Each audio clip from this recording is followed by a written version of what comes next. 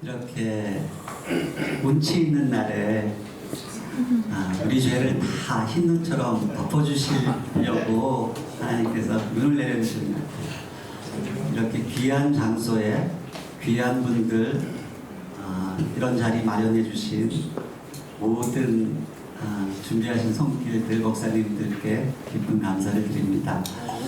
저는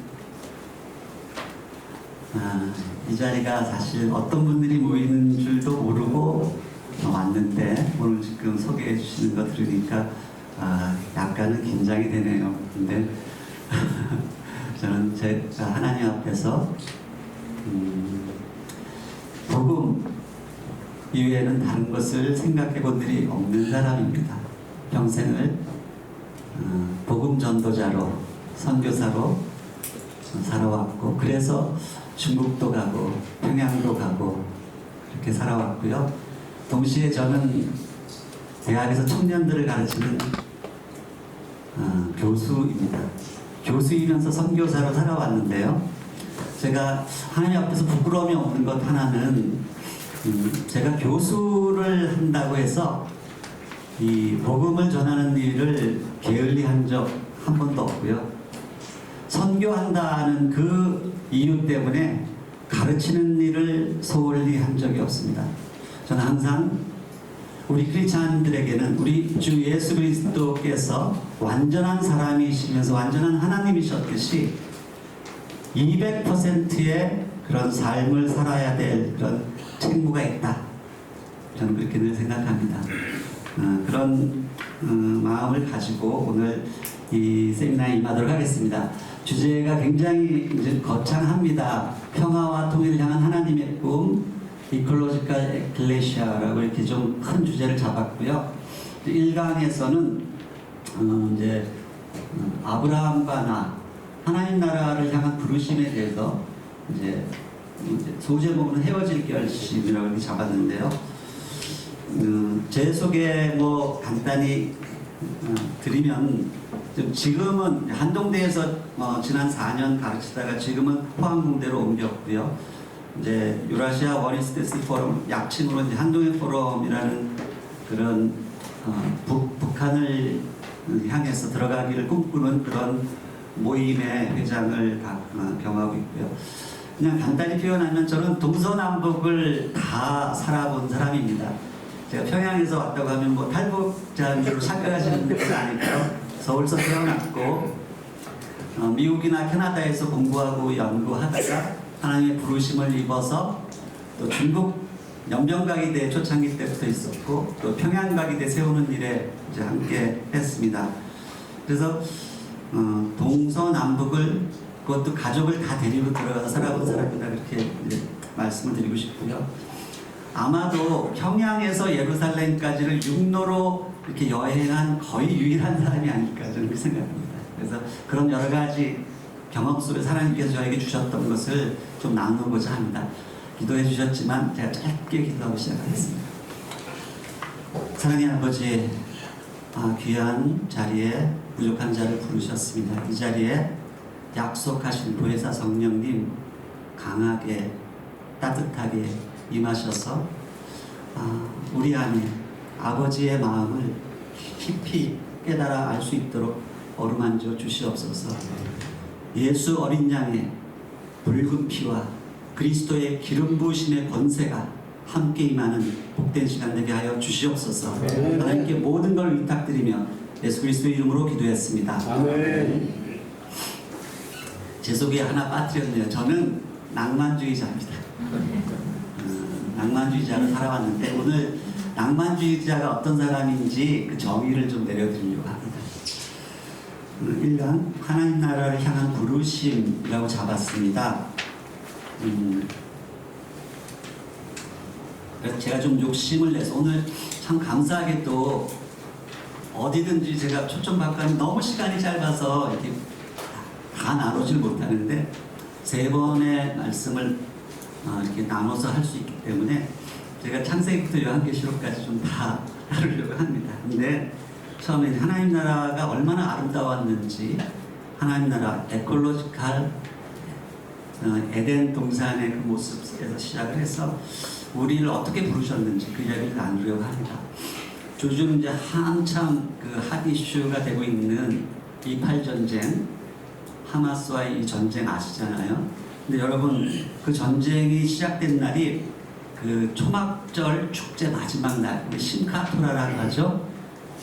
요한복음 8장 보면은 그 예수님께서 초막절에 예루살렘 올라가시는데 명절 끝날이라고 표현되어 있어요. 명절 끝날, 그날은 물 축제가 있어서 막 그 물을 막 뿌리는 날, 그날 예수님께서 그들을 향해서 막 소리치르시죠. 한 번 마시면 영원히 목마르지 않는 그 생수에 대해서 이렇게 설교하시던 그날 심카토라입니다.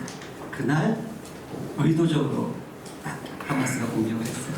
그래서 오늘 이 이야기 좀 나누려고 하는데요. 그래서 우리가 이제 그 성경에 있는 3대 절기가 6월절, 오순절, 초막절이지 않습니까? 근데 이 순서를 따라가면서 새 3강연을 하려고 합니다. 지금 이제 첫 강의는 6월절, 예수님의 십자가와 부활을 상징하는 절기죠. 6월절. 지금도 우리가 부활절을 이 절기 때 드리고 있잖아요. 그 어린 양, 6월절 어린 양을 그 문설주에 바르고 애굽을 홍해를 가로질러서 애굽을 탈출해서 첫 곡식 단을 흔들었던 날이 초실절이죠. 그 초실절이 바로 부활절이잖아요. 그래서 지금도 그날을 우리가 지키고 있는 거예요. 그래서 6월절의 복음은 십자가와 부활의 복음이다.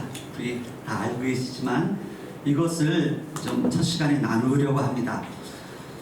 최근에 이 28 전쟁이 일어나고 나서 지금 유럽이나 미국이나 뭐 저희 아이가 이제 캐나다에 있는데 난리가 났어요. 사실은 서로 양진영이 갈라져서 데모를 하는데 캐나다 같은 나라는 좀 진보적인 성향이 굉장히 강하기도 하지만 이 전쟁으로 인해서 반유대 정서가 어마어마하게 일어나고 있습니다. 그러니까 팔레스타인을 지지하는 엄청난 데모가 일어나고 있고요.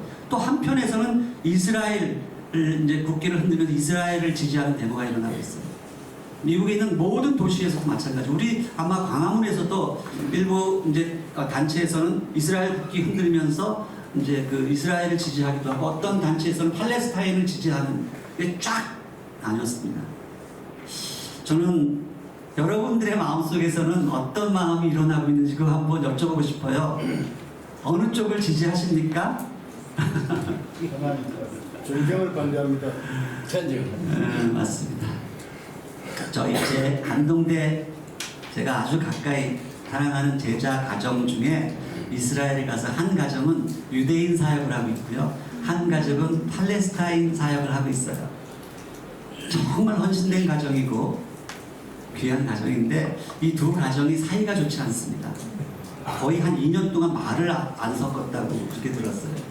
왜냐하면 선교사라는 사람들은 자기가 품은 민족을 너무너무 사랑하기 때문에 항상 그 민족의 관점에서 생각을 하는 거예요. 그러니까 제가 이제 80일 그 육로 여행을 쭉 하고 거기에 이제 도착해서 두 가정을 연속해서 방문했는데 함께 기도하다 보니까 기도 제목이 완전히 상반되는 거예요. 다 갈리는 거예요. 그때 참 제가 이제 고민이 많이 됐습니다. 우리 하나님 정말 곤란하시겠다. 이 헌신된 두 가정의 어느 기도를 들어주셔야 하는 것인지 보십시오. 우리 안에 똑같은 그런 문제가 있습니다. 만일 이스라엘이나 팔레스타인 문제가 아니고 정말 절대로 그런 일이 있어서는 안 되지만 한국과 북한 사이에서 또 그런 전쟁이 벌어진다면 세계가 똑같이 쳐다보면서 이 둘 중에 하나로 갈릴 것입니다. 양쪽으로 갈릴 거예요. 이런 문제를 우리가 좀 냉정하게 좀 생각을 해야 될 것입니다. 저는 제가 이제 쓰는 말인데요. 인생 삼간이라는 말 들어보셨나요? 제가 만든 말이니까 못 들어보셨겠죠. 우리 인생이 3간이라고 생각해요. In space, 공간, in time, 시간, in people, 인간. 이게 사이간자잖아요. 그래서 우리 인생은 이 세 이 간 사이에 이렇게 끼어 있는 존재죠. 3간. 끼어 있기 때문에 전체를 못 봐요. 그래서 우리는 본질적으로 편협된 존재라는 것을 스스로 알아야 됩니다. 우리 코끼리 만지는 이유가 알잖아요. 이 장님들이 주장하는 바를 자세히 들어보면요, 다 지금 맞는 이야기를 하는 거예요. 틀리지 않습니다. 부분적으로 볼 땐 다 맞는 이야기인데 이들이 왜 틀렸나 하면 전체를 보지 못하기 때문이에요. 그래서 이 부분과 전체의 문제는 너무너무 중요한데 이 전체를 보지 못하고 부분적인 것을 전체로 착각할 때 나타나는 이 논리적 오류, 이 논리학에서 이것을 환원주의라고 하죠. 리덕셔니즘. 우리 인간들은 본질적으로 환원주의에 빠져 있다. 이걸 스스로 인정해야 됩니다. 그래서 사실은 이 문제는 이제 세계관의 문제인데 우리가 이제 세상을 보는 관점들이 다 있잖아요. 어떤 사람이 지금 북쪽을 향해서 난 그런 창문으로 세상을 보고 있어요. 눈이 내리고 있고 오늘하고 비슷한 날인 것 같아요. 근데 이 사람은 평생을 이 북쪽 창문만 들여다보면서 사는 사람이에요. 편향이, 방향이, 편향. 이 창문의 틀이라는 단어가 패러다임입니다. 패러다임은 창틀이라는 단어예요. 근데 이 사람은 평생을 북쪽 창문만 들여다보니까 세상을 한쪽으로만 보는 거예요. 근데 소위 패러다임 시프트가 일어나서 동쪽으로, 남쪽으로 확 뚫린 다른 창문이 생겼다 하면 그 꽃이 피고 새가 지저귀고 우거진 초록이 있는 전혀 다른 세상이 다가오는 거예요. 이걸 가르쳐서 패러다임 시프트라고 하죠. 그렇기 때문에 우리가 이 관점 때문에 생겨나는 이 오류들이 뭐가 있냐면 편향, 한쪽만 바라보는 거죠. 편협, 전체가 아니라 부분에 처한 거예요. 편중, 전체를 보지만 바둑 둘 때 보면 귀퉁이 싸움 열심히 하다가 바둑 지잖아요. 한쪽에 집중되어 있는 거예요. 편견, 선입견 때문에 오류를 범하는 것입니다. 이것 때문에 우리가 실제 전체를 보지 못합니다. 우리는 우리 스스로가 편협된 존재라는 걸 인정해야 돼요. 거기부터 출발하는 것입니다. 자, 우리 하나님이 지으신 창조 세계에는 시공간 그리고 대상이 사람, 물질, 만물이 있잖아요. 그런데 우리 인간이 만든 것을 하나님의 창조성을 가지고 만든 것을 문명이라고 하죠. 과학기술과 여러 가지 인간 정신이 있는데 그 안에서 우리가 뭐 가족에서 이제 확대돼서 공동체를 만들고 회사의 조직과 시스템도 만들고 자연법칙을 연구해서 이론을 만들기도 하고 여러 가지 그것을 응용해서 상품과 작품, 사상풍조 유행 다 이거 편협된 것이고 한 시대에 잠깐 있다 사라지는 것입니다. 영원하지 않아요. 이런 걸 가르쳐서 흔히 우리가 세컨더리 소스라고 하죠. 인간에 의해서 만들어진 것은 전부 다 세컨더리 소스입니다. 그런데 하나님이 만드신 것은 오리지널 소스예요. 근데 세컨더리 소스는 반드시 두 가지 약점이 있는데 그것이 뭔가 하면 유효기간이 있다는 거예요. 아무리 멋진 이 핸드폰 뭐 이런 거 만들어 봐야 일정 기간 사용되다가 이제 쓰레기가 되는 거예요. 유효기간이 있고 거기에는 또 다 공해물질이 되는 거예요. 부작용이 있어요. 근데 하나님이 만드신 오리지널 소스는 부작용과 유효기간이 없습니다. 이걸 잘 이해하셔야 되는데요. 이 문제가 우리 종교신앙에서 똑같아요. 교회, 예배, 선교, 우리가 지금 강대상 입고 성가대가 가운 입고 이런 예배가 나타나는 게 언제부터 장로교, 종교교육 이후에 처음 이걸 해봐야 한 500년 된 전통이에요. 옛날 사도 바울 시대에 그런 예배 드렸나요? 근데 우리는 예배하면 의례 강대상 입고 뭐 성가대 입고 이것이 예배라고 생각해요. 우리가 모슬렘 지역 여행하다 보면요 그런 예배 못 드립니다. 예배가 본질적으로 그런 게 아니에요.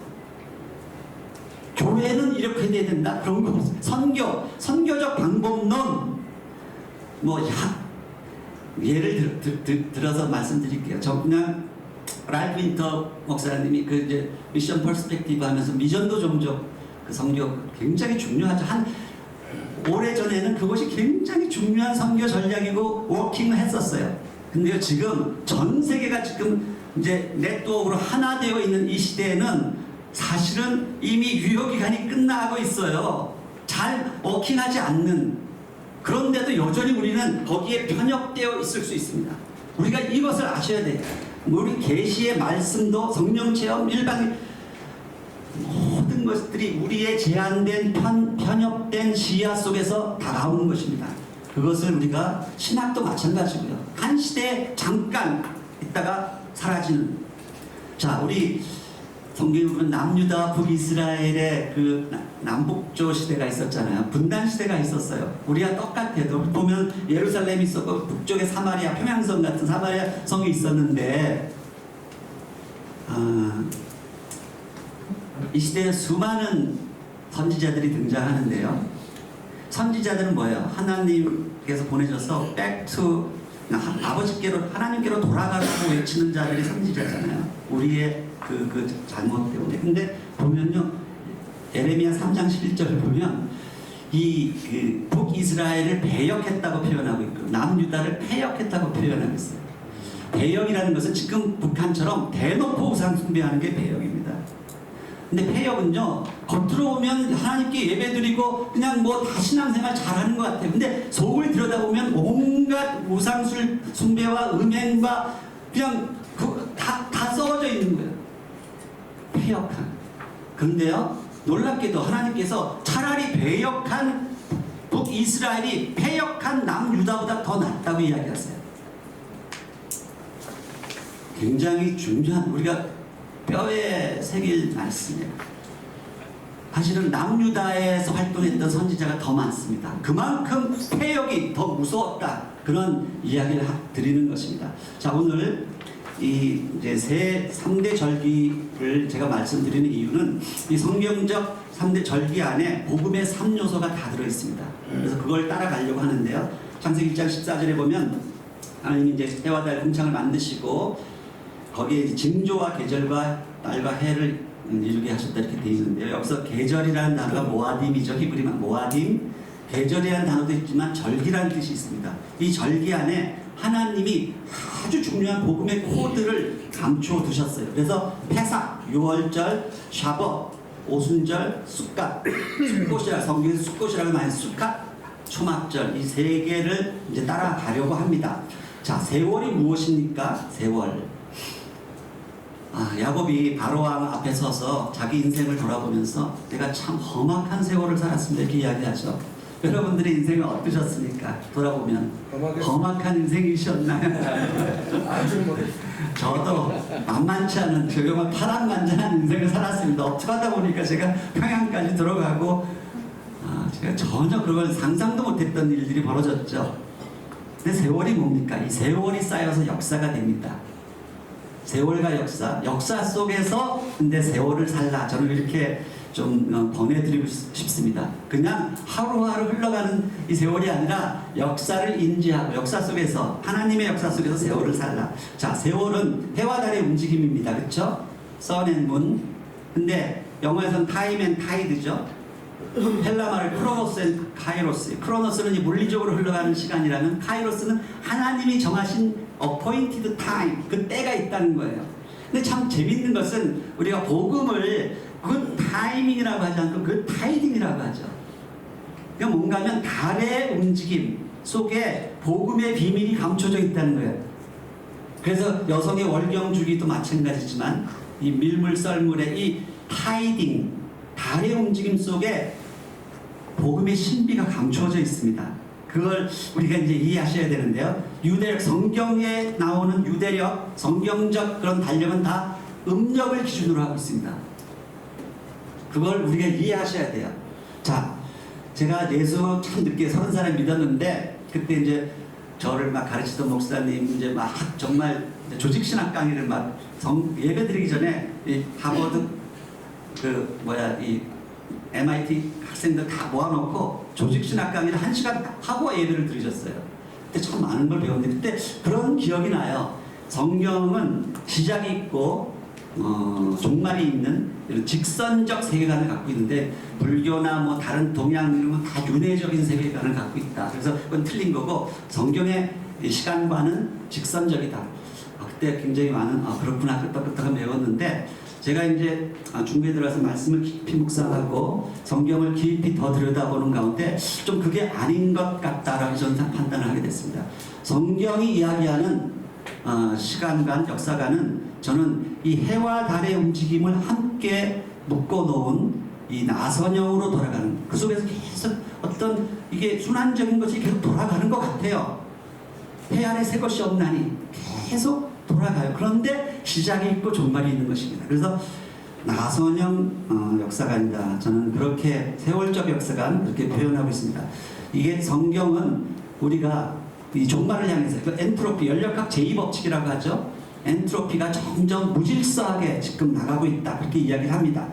자, 에베소서 5장 16절을 보면 사도 바울이 세월을 아끼라 때가 가니라 이렇게 이야기하는데 이것을 많은 분들이 오해를 하세요. 이것을 그냥 이 물리적인 시간 크로노스를 아껴서 시간 좀 아꼈어. 이게 얼마나 소중한 시간이 좀 아꼈어. 그런 의미가 전혀 아니죠. 여기서 세월을 아끼라 할 때 그 원어는 엑사그라죠 카이로스입니다. 크로노스가 아니에요. 카이로스. 하나님이 정하신 하나님의 역사 속에서 정해놓은 3번의 카이로스가 있습니다. 그것이 유월절, 오순절, 초막절이에요. 이 3번의 이 카이로스의 시간을 우리가 지금 다 망각하고 잊어버리고 살고 있어요. 근데 엑사고라죠. 그것을 되찾으라, 되살아. 그 권면을 하는 것입니다. 오늘 이 3번의 강의를 통해서 우리가 놓치고 있는 이 카이로스의 시간을 되찾을 수 있는 그런 은혜가 임할 수 있기를 바랍니다. 아멘. 자, 성경 첫 문장이 이제 태초에 하나님 천지를 창조하시네 이렇게 시작하잖아요. 야, 숭실사이버대 거기 학생들 매 학기 천여 명한테 기독교 세계관의 이해라는 과목을 가르치는데요. 이제 이 영상 강의를 통해서 이거부터 시작해요. 첫 문장. 근데 이 안에 사실은 이 4단어 안에 태초에 역사관이 들어있고요. 하나님이 신관이 들어있고 천지를 우주관이 들어있고요. 창조하시니라 자연관이 들어있습니다. 이것이 기본이에요. 이 첫 문장을 이해하면 성경 전체가 이제 풀리기 시작합니다. 그런데요. 지금 뭐 깊이 들어가서 한 학기 강의를 할 수는 없고요. 자, 이 성경에 이제 그 창조는 우리 하나님께서 이제 바라라는 이 단어를 통해서 빛으로 창조하셨다고 말씀하시는 그러니까 사실 우리 전체 물리학에서 얘기하는 빅뱅의 순간이 빛이 있으라 하는 그 순간이라고 저는 표현해요. 그래서 우리가 빅뱅 이런 걸 너무 우리 크리스찬들이 두려워할 필요 없어요. 그것이 바로 빅뱅의 순간이 빛이 있으라 하는 그 순간이었고요. 그 속에서 이제 시간, 공간, 물질이 창조되는데 처음에는 혼돈이었잖아. 공허. 근데 그것을 차근차근 말씀으로 이제 질서를 부여하면서 코스모스의 세계가 만들어져 가는데요. 땅이 혼돈하고 공허했다고 하지만 이 혼돈은 어떤 우연으로 일어나는 랜덤의 의미를 가리키는 것이 아닙니다. 그것은 케이어틱하다는 거예요. 케이어틱하다는 것하고 랜덤은 전혀 다른 의미입니다. 그래서 성경은 언약적 세계관, 결정론적 세계관을 이야기하고 있고요. 그러니까 시간이라는 것을 이제 자꾸 이제 순환적 시점 이렇게 표현하는데 이것이 정말 시작이 있고 끝이 있고 우리가 탄생이 있고 죽음이 있는 것처럼 근데 이 창세기 1장에 나타난 3번의 바라가 있었죠. 결국 1장 1절에 태초에 하나님 천지를 창조한 이 안에서 이제 물질 우주를 만든 것이었다면 그 후에 이제 시간 공간 물질이 만들어진 거잖아. created from nothing. 아무것도 없는 가운데서 이제 무에서 절대 무에서 이제 창조하신 게 하나님의 하신 일인데 21절에 생명의 창조가 있고 27절에 사람의 창조가 있는데 그것과 이제 대비되는 게 아사라는 원래부터 있는 재료를 가지고 만드는 거예요. 그래 그 플라톤도 역시 유신론자라고 큰 법에서 보면 유신론자인데 이 사람이 만든 이 사람이 생각한 그 우주는 있는 물질 원래 사원소 그러니까 불, 공기, 물, 흙 이게 왜 있었는지는 그들은 이야기하지 않아요. 원래부터 존재했는데 이걸 가지고 조물주가 세상을 창조했다 이렇게 이야기해요. 그러니까 플라톤의 창조와 하나님의 창조는 전혀 다른 것이죠. 조물주와 창조주는 전혀 다르다는 것이죠. 그래서 우리 창조를 우리 다시 이해하면 3가지가 있는 거예요. 이 첫 번째는 메로코스모스. 이 메로코스모스 안에서 이제 우주론과 본체론이 나는 거예요. 아주 미세한 그런 그 원자 하나의 그런 그 구조에서 시작해서 이 전체 우주의 구조까지 이게 다 메로코스모스에서 나타나는 것이고 두 번째가 21절 여기 이제 생명 창조가 일어나면서 어떤 혼적인 우주가 나타납니다. 그리고 이제 그 안에서 이제 어떤 일종의 지정의라고 표현되는 그런 것들이 나타난다면 세 번째가 우리 인간만이 갖고 있는 영적 존재로서의 의미가 나타납니다. 이것이 이제 대화 소통할 수 있는 존재로 만들었다. 그 속에서 책임과 도덕적 사회적 책임을 다할 수 있는 그런 존재가 되었다. 그런 이야기죠. 이 천지를 창조하셨다는 것이 이제 천지의 스케일을 놓고 보면요, 이게 어마어마한 건데, 이게 이제 뉴턴의 고전력학에서 다루는 그것을 넘어서는 것이 20세기 들어서 나타나는데, 그것이 이제 상대론과 양자론으로 나타난 것이죠. 그래서 그것 메타피직스라는 것이 뉴턴력학에서 만드는 고전력학의 범위를 넘어섰다는 거예요. 그래서 어마어마한 극대의 세계로 나가기도 하고 어마어마한 극미의 세계로 나타나기도 하는데, 요거 23년 작년에 노벨 물리학상 받은 사람이 이 아토라는 건 10의 마이너스 8승초 단위로 이제 측정이 시작이 됐어요. 옛날에 엑스레이가 발견됐을 때 엄청난 이제 큰 변화가 일어났잖아요. 미세 세계, 보이지 않는 세계를 이제 관찰하기 시작했는데, 지금 이 아토초는 훨씬 더 작은, 이제 하나님의 창조의 신비가 점점 이 과학에 의해서 밝혀지기 시작하는 그런 시대로 넘어갔다는 거예요. 자, 막스 플랑크와 알버트 아인슈타인에 의해서 양자론과 상대론의 세계가 지난 100여 년 전, 110년에 열렸어요. 이들이 발견한 게 뭔가 본체론과 우주론인데, 성경에서 이야기하는 아레트, 땅과 샤마임, 하늘을 이들이 이제 그 의미를 깨닫기 시작한 거예요. 자, 그럼으로 말미암아 우주론과 본체론의 크기와 범주가 넓어지고 있는데 끊임없이 넓어지고 있어요. 그래가지고 지금 이게 뭔가 하면 이제 그 코로나 바이러스의 그런 형상들인데, 이런 것들을 이제는 우리가 구조를 알 수 있는 시대가 됐다는 거예요. 과학의 힘으로.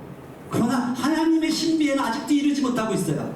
자, 사람은 하나님의 형상으로 만든 육혼형을 정말 너무나 아름답게 이 3층 집을 지었다. 어떤 바하우스라는 신학자 그런 표현을 해서 너무나 아름다운 3층 집을 지었는데, 너무 아름다워서 하나님께서 터프 메오트, 보시기에 심히 좋았더라.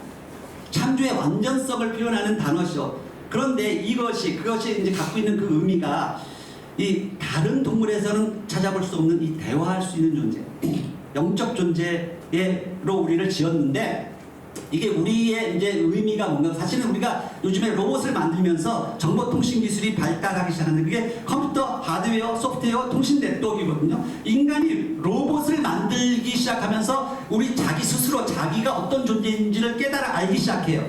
그래서 사실 이제 인지과학이라는 것이 이제 발달하기 시작하면, 소위 인지과학은 마음의 과학이라고 하죠. 철학, 심리학, 언어학, 인류학 이런 총동원해서 이것을 지금 판독하다 보니까, 우리 사람이 이런 세 가지 요소로 되어 있구나. 그러니까 뭐예요? 로봇을 만들 때 하드웨어만 만들어가지고 아무 의미가 없는 그 고철덩어리예요. 근데 거기 소프트웨어가 들어가서 이제 우리 인간이 그런 뉴런 시스템 가지고 움직이는 것처럼 이렇게 될 거 아니에요? 그리고 나서 그것만 가지고도 아무 의미가 없어요. 이것이 같은 로봇과 로봇끼리, 그리고 로봇과 사람끼리 이제 커뮤니케이션이 시작돼야지 이제 의미 있는 존재가 되는 것이에요. 이것이 로봇 기술의 3요소라면 하나님께서 우리를 창조하셨고 똑같이 그와 같은 형상을 따라 만들었다는 것이에요. 자, 그래서 만들어진 그 아담에게 처음에 피조물의 이름을 짓는 그 피조물 다스리는 자로 위임을 해주시잖아요. 위임을 해주시고, 아담이 이제 땅에서 아담아에서 나온, 아담은 사람이 아니라, 아담은 남자라는 뜻이 아니라 사람이라는 뜻이라고 했잖아요. 그래서 이제 아담에게 첫 계명을 주시는 게 아바드와 샤마를 가꾸고 지키라. 이런 놈은 가꾸고 지키라. 아바드라는 단어에는 경작하다는 뜻도 있지만 예배하다라는 뜻이 있죠. 그래서 처음부터 이 농사 짓고 하는 그 자체가 예배 행위였다라고 분명히 말씀하고 계시고요. 지키다라는 것은 감시하고 지키는, 그러나 하나님께 순종하다, 이 의미가 다 같이 있는 거예요. 우리에게 그 청지기적인 그 사명을 자연을 관리하고 지키는 사명을 주셨는데요. 근데 에덴 동산에서 좋지 않은 것, 그러니까 토부가 아닌 것, 토부가 아닌 것이 딱 하나가 있었는데, 그것이 혼자 있었다는 거예요. 그래서 우리에게 돕는 배필을 주셨는데, 그래서 갈대를 취해 여자를 만드셨잖아요. 아담은 사람이라는 뜻이고, 이샤가 이제 남자 여자. 근데 이 첫사람 이브가 만들어지는 과정을 보면 굉장히 희한하죠. 아담을 만드신 것처럼 흙으로 지어서 이렇게 똑같이 만드실 수 있는데, 그렇지 않고 깊이 죽은 것처럼 잠들게 하시고, 갈대를 하나 취해서 그 갈대를 통해서 얼마나 복잡한 프로세스, 그리고 피를 흘리고 죽은 것처럼 이렇게 돼 있는 그 과정을 거쳐서 아담에게 하와를 끌고 오시니까, 이 아담이 죽은 줄 알았던 이 아담이 부시시 깨어나서 너무 좋아하면서, 이는 내 뼈 중에 뼈, 살 중에 살이라고 표현하죠. 이 살이라는 히브리 단어가 바사르입니다. 바사르가 뭡니까? 바사르 안에 복음이라는 뜻이 들어있어요. 복음. 구약의 모든 이사야 61장이면 주의 성령이 임하셨으니 나에게 이런 가난한 자에게 복음을 전하게 하시려고 찾아보면 다 밧사르입니다. 밧사르. 우리 살이라는 이 단어가 복음이라는 거예요. 복음. 우리가 유령이나 천사처럼 그런 영만 있는 그런 존재가 아니라 몸을 지닌 존재로 태어났다는 그 자체가 복음이에요. 그래서 우리가 맛있는 음식도 먹을 수 있고 사랑하는 아내를 껴안을 수도 있고, 나중에 우리 예수님이 몸으로 부활하신 것이지 영으로 부활하신 게 아니잖아요. 그리고 우리도 나중에 몸이 부활되는 것을 믿는 것이에요. 이것이 복음이에요. 아멘. 그래서 밧사르는 복음이라는 뜻을 갖고 있다. 근데 전국은 삼륜력 신비를 갖고 있는데 성경에서 이제 신비라는 단어가 자주 나오잖아요. 미스테리온. 근데 이 한 몸의 신비, 한 몸, 아까 아담과 하와가 서로 한 몸이 되잖아요. 이 한 몸이 되는 과정에는 반드시 뭐가 따라와요? 피 흘림이 따라옵니다. 이것이 신비라는 거예요. 그래서 창세기 2장 24절에 아담과 하와가 한 몸이 되는 이 프로세스 자체가 앞으로 성경의 안에서 펼쳐져 갈 하나님 나라의 역사를 한눈에 딱 우리 요약해서 우리에게 가르쳐주는 대단히 중요한 사건이었다. 그걸 알 수 있고요. 이 똑같은 프로세스가 그리스도가 십자가에 달려 돌아가실 때 로마 군병이 그 옆구리에 창을 막 찌르니까 물과 피가 막 쏟아지지 않아요?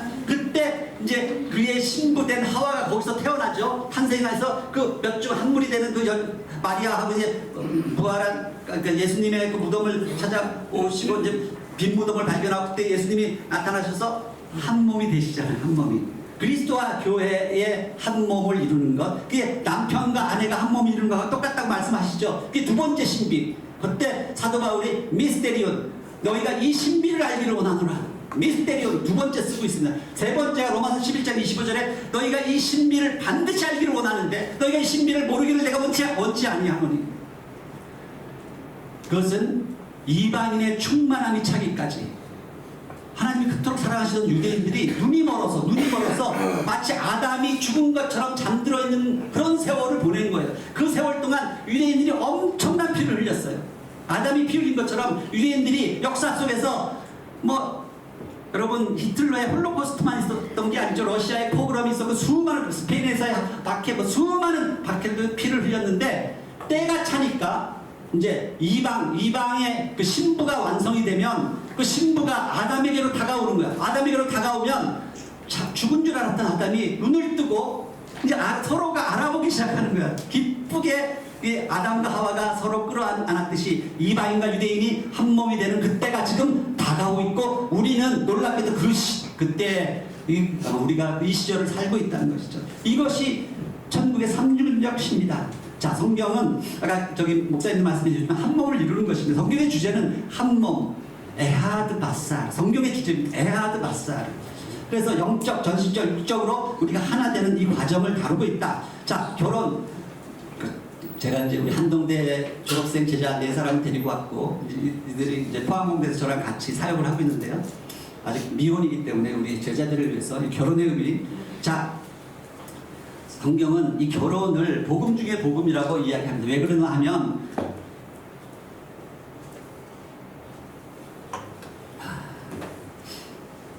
아까 그 아담이 하와를 향해서 당신은 내 뼈 중에 살 중에 살이라고 소리쳤던 게 뭔가 당신은 내 인생에서 복음 중에 복음이야 라고 소리친 거예요. 복음 중에 복음.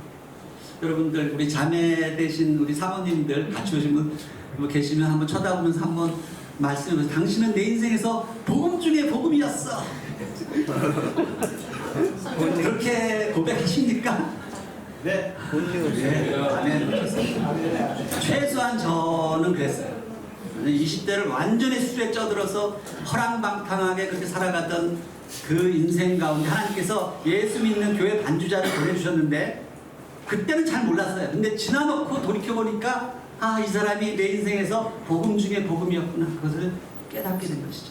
그것이 바로 결혼의 프로세스. 남자가 부모를 떠나 그 아내와 연합과 한 몸을 이룬다는 것이 부모를 먼저 떠나야 되는 거죠. 그리고 아내와 연합과 한 몸을 이룬다. 자, 제가 이게 사실은 결혼 30주년 때 제가 얼마나 완악한 사람이었냐면 결혼식 때 아내가 제발 교회에서 결혼하게 해달라, 자기를 키우다시피 하는 목사님 계시는데 목사님 주례를 좀 다 거절했거든요. 그래서 그때 서울공대 학장님을 모시고 갔더니 그냥 주례사를 하는데 무슨 금속가 교수님 스테인레스 스틸이 어떻고 좀 주례사를 좀 중소공학 강의를 하시는 거예요.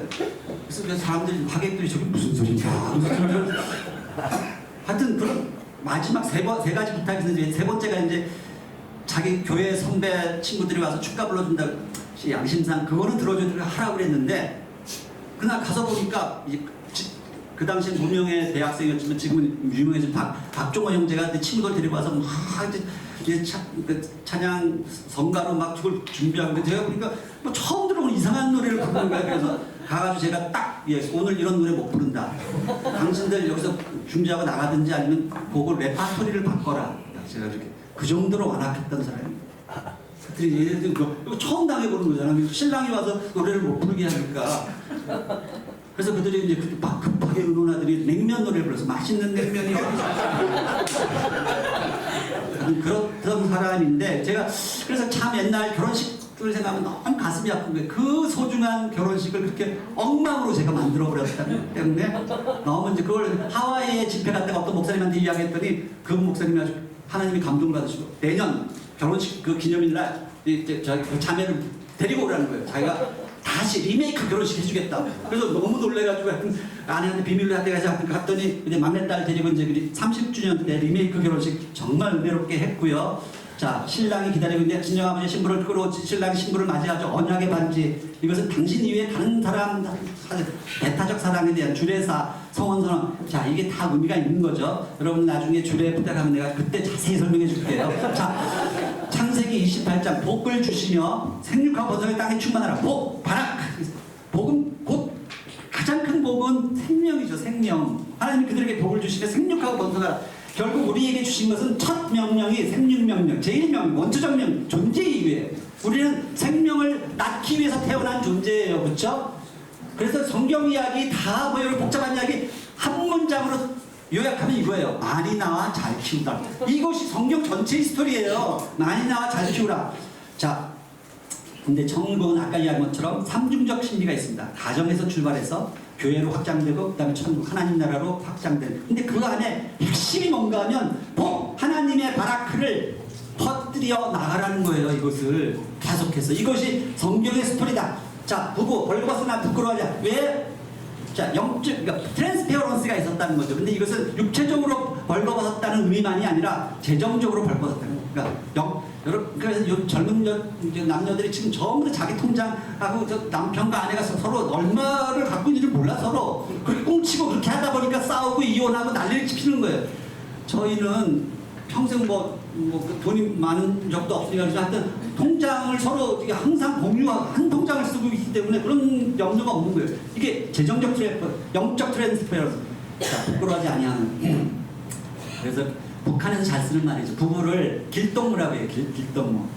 당신은 내 인생의 길동무. 길동무가 돼서 그렇게 살아가라. 자, 에덴의 추억 완벽한 생태 공동체였죠. 완벽한 생태. 아담과 하와가 처음 태어났을 때가 그 계절이 언제였을 것 같아요? 응? 봄이 가을이죠. 그러니까 태어났는데 보니까 아무것도 없는 삭막한 겨울이었다. 먹을 거 하나도 없어서 막 들을 헤매고 먹을 걸 찾아. 우리 하나님 그러신 분 아니에요. 태어나 보니까 너무나 오곡백가가 있어. 그래서 거기서 하나님께서 내가 항상 남의 모든 실과를 마음 임의로 먹대라고 아주 이상한 모양을 했는데 사실은 아칼 먹다라는 단어를 2번 반복하고 있죠. 아칼. 히브리 단어는 동사가 2번 반복되면 강조의 의미죠. 마음껏 먹어라. 너희들 마음껏 먹을 수 있다. 그런데 하나님께서 그건 너희가 마음껏 먹되 선악을 알게 하는 나머지는 먹는 날에 너희가 반드시 죽는다. 죽는다는 단어, 묻드라는 단어를 2번 반복해서 묻드. 자, 결국 우리 인생은요 이 아칼과 묻드 사이에서의 선택이에요. 너희 하나님 명령 듣고 아칼 할래? 아니면 불순종해서 묻드 할래? 이거예요. 지금 이 양자택일 안에 지금 놓여 있다는 거죠. 지금 우리가 하와가 이걸 따먹었다고 하와한테 막 책임을 돌리려고 하는데 지금 아담이 멀찌감치서 지금 지켜보고 있잖아요. 저 따먹은 다음에 자기도 좀 뺏어 먹으려고 이렇게 지켜보고 있는데 누구의 책임이 더 큰가요? 아담의 책임이 더 당연히. 하와는 처음에 이 명령을 들은 사람이 아니에요. 자, 수컷이라는 자카라는 단어가 기억하다는 단어하고 어원이 똑같아요. 기억하다, 새기다. 이 조각해서 새기는 거예요. 잊어버리지 않도록 리멤버, 기념물. 이게 어떤 단어인가 생각해보세요. 여기 기억전달자라는 영화가 있었는데요. 기억전달자. 기억을 그 다음 세대에 전달하는 거예요. 자, 아담이 들었던 그 하나님의 명령을 하와에게 정확하게 전달했어야 되는 거예요. 그거 전달이 제대로 안 됐어요. 기억 전달자로서의 사명을 감당하지 못해요. 우리가 지금 우리 시대 복음의 기억 전달자로서 정확한 사명을 감당해야 되는데 그걸 못하고 있다는 거예요. 그래서 보면은 그 이제 우리가 성찬식 할 때 그걸 기념하라. 예수님께서 기념하라. 이게 자카르. 응? 그 출애굽 이후에 너희가 이 날을 기념하여 여호와의 절기를 삼아 영원한 규례로 대대로 지킬 때 기념하다. 이 자카르. 출애굽 이후에 성찬식 할 때 우리는 기억 전달자다. 자, 그렇게 아름다웠던 하나님이 우리에게 그 명령을 주셨는데 이것이 정말 원자폭탄이 터진 것 같은 엄청난 사건이 이게 이제 그걸 따먹은 거잖아요. 아담이 손을 댈 때 전 인류가 거기 선악과에 손을 댔다고 이렇게 표현해요. 그래가지고 이 아름다운 삼층집이 완전히 이제 파괴가 됐는데, 자 보세요. 하나님과의 소통을 하는 영적인 이 기능은 거의 다 파괴되고 흔적만 남았어요. 그리고 우리 지정의 이것은, 자, 육체는 겉으로 볼 때는 멀쩡한 것 같았지만 이미 마이크로 크랙이 쫙 가가지고 그때부터 이제 죽음을 향해서 나가기 시작한 거예요. 자, 지정의, 그래서 우리 인간이 만드는 사상, 문화, 음악, 미술, 영상 전부 그 안에 타락한 인간의 죄된 본성이 다 들어있는 거예요. 반파됐어요. 반파. 영적인 거, 하나님과의 대화, 관계, 권위의 손상, 완전히 손상을 입었어요. 이것이 우리의 현 주소다. 사람은 그 이후로 임신의 고통, 땀 흘리는 수고, 레이버를 하게 됐죠. 땅은 가시던 불가가 엉궁 귀를 내면서 결국은 황폐해지게 이제 문제가 생기기 시작한 거죠. 자, 아담의 역사, 우리 인류의 역사는 저는 아담의 역사를 표현합니다. 이거 제가 시간만 되면 아담의 역사라는 책을 써서 정말 이걸 하고 싶은데 지금 아직 은퇴를 하나님이 못하게 하셔가지고 지금 이 책을 못 쓰고 있어요. 첫째 아담, 둘째 아담, 마지막 아담이에요. 결국 하나님의 창조 시의 그 아담과 예수 그리스도 둘째 아담이죠. 그리고 지금 시대는 뭐 이제 사이비 가짜 아담들이 뭐 아담이라는 무슨 이 모든 나타나 알파고 뭐 수많은 가짜 아담들이 나타나고 있지만 결국 마지막 아담 알파요. 그러니까 알파 그리스도와 예수 그리스도와 오메가 그리스도로 역사는 종교를 짓는다. 이것을 우리가 이해를 하시면 된다. 그러니까 결국 낙원 추방이 되잖아요. 근데 무화과잎 도덕윤리 사상 철학을 벗겨버리고 가죽옷은 뭡니까? 어린 양이 아무 죄 없는 어린 양을 피 흘려 죽여서 여러분들 어린 양 잡는 장면 직접 보셨나요? 저는 이제 카자흐스탄, 키르기즈스탄을 봤는데 너무너무 정말 순한 어린 양 반항도 안 하고 그냥 목을 내밀더라고요. 그냥 죽는데 어린 양의 죽음, 이 피 흘림과 가죽옷 이것을 통해서 이제 인간의 죄악이 확산되죠. 죄의 유혹, 전쟁과 오만. 그래서 결국 이 죄가 급속하게 이제 퍼져가는데 이 파문을 일면서 생명의 복, 바라크가 사라지는 거죠. 아담, 카인, 라멕을 통해서 복 있는 자는 악인의 꾀를 쫓은 게 누구예요? 아담이었다면 죄인에게 들어선 게 이게 카인이죠. 오만한 자의 자리에 앉은 게 라멕입니다. 이 우리 인간의 역사 속에서 죄가 이제 파문을 일으키면서 이제 나가는데 결국 믿음의 계보가 그 속에서도 이어져 가잖아요. 믿음의 계보는 딴 것이 아닙니다. 믿음의 계보는 세세로부터 노아에 이르기까지 그 어린 양의 제사를 드렸던 그 계보가 믿음의 계보입니다. 그리고 셈의 계보서부터 해서 다시 아브라함까지 어린 양의 제사를 잊지 않고 드렸던 계보가 믿음의 계보예요. 그때도 그랬고 지금도 그렇고. 자, 보세요. 자, 흠없는 어린 양을 히브리 말로 세라고 합니다. 우리가 갈 길을 잃어서 막 헤매고 다니는 그런 양은 찌온이라고 다른 단어가 있어요. 하나님께 번제물로 바치는 흠없는 어린 양만을 상징하는 다른 단어, 구별된 단어가 세예요. 이 세를 드리는 민족이 된 거예요. 이 믿음의 계보가. 자, 이제부터 이제 시작하겠습니다. 잠깐만요. 이제 거의 서론이 끝나고 이제 부르심. 아브라함의 인생에 세 번의 이제 헤어진, 그래서 이제 아브라함까지 내려왔는데, 아브라함에게 인생에서 가장 큰 아픈, 뼈아픈 세 번의 헤어질 결심이 있어요. 그게 고향 친척 아비집을 떠나는 것이, 조카 롯과의 이별, 그다음에 이삭을 거제단에 바치는 것이었는데, 아브라함과 사례가 갈대아 우르와 하란을 떠나서 이제 엄청난 선택을 하죠. 필생의 선택. 저희들 우리 선교사로 떠나신 분들 다 이런 순간이 있었겠지만, 고향 아비 친척을 떠나고 연변으로 떠난다 생각했을 때 어떤 일이 벌어졌겠어요. 저희 어머니는 좀 양가 부모 중에 뭐 믿는 분이 없었으니까, 제가 저희 집에 처음 믿은 사람이거든요. 난리가 났죠. 저희 어머니는 저를 그냥 우상처럼 키우신 분이에요. 근데 막 울고 이제 난리가 났는데, 그것을 끊고 누가복음에 나와 있는 예수님의 말씀대로 살기로 결단하고 떠난 것입니다. 가장 큰 어려움은 아내를 설득한 것이었어요. 도대체 막 난리가 났어요. 이 사람은 이제 음악하는 사람이, 그리고 뭐 자매들 다 그렇잖아요. 뭐 집안에 뭐 미국서 사가지고 온 뭐 어마어마한 살림들이 있었던 피아노, 오르간 다 있었거든요. 이걸 다 두고 오디오 세트, 최고급 오디오 세트. 그 당시 중국 선교 세미나를 다녀보니까 모든 그 강사들이 중국은 언제 주방 나갈지 모르는 위험한 나라다. 그러니까 집 많이 가져갈 생각하지 말고 가방 2개만 들고 와라. 다 그렇게 이야기했어요. 그러니까 막 그 이야기 들으면 막 그냥 엉엉 울고 나요. 정말 저녁마다 센티멘탈한 음악 틀어놓고 다시는 이거 못 듣고 저녁 막 울고. 근데 어느 날 갑자기 어떤 목사님 한 분이 딱 찾아와가지고 그냥 띵동 하고 눌러서 이렇게 열어보니까 뭐 누구세요? 그랬더니 중국 가시죠? 하나님 누구세요? 그랬더니 하나님이 보내서 왔다는 거예요. 그분이 막 이렇게 기도 제목을 들어보시더니 무슨 소리냐? 무슨 소리냐? 중국의 이 많은 이 집에 안에 있는 이 짐들을 가져가면 얼마나 요긴하겠습니까? 이걸 왜 두고 간단 말이에요? 쓰레기통 하나까지 낭비만 다. 그래서 그때부터 이제 아내가 이제 정신이 이제 패러다임이 확 바뀐 거죠. 그래서 정신이 번쩍 나서 그 다음날부터 그냥 짐을 막 싸기 시작해서 저희가 이제 40피트 컨테이너에 어마어마한 짐을 싣고 갔거든요.